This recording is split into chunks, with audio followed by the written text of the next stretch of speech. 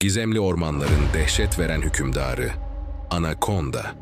Anakonda, Güney Amerika'nın tropikal yağmur ormanlarının derinliklerinde yaşayan büyük yılan türlerinden biridir. Bu devasa yılanlar, dünyanın en büyüklerinden biri olarak kabul edilir ve bazıları 8-9 metreye kadar uzayabilir. Anakondalar suda yaşamaya uygun vücut yapılarına sahip olup, avlarını sıkıca sararak boğarlar ve ardından bütün olarak yutarlar. Bu benzersiz avlama yöntemi ve vahşi yaşam alanı, anakondayı doğa ve hayvanseverler için büyüleyici bir konu haline getirir.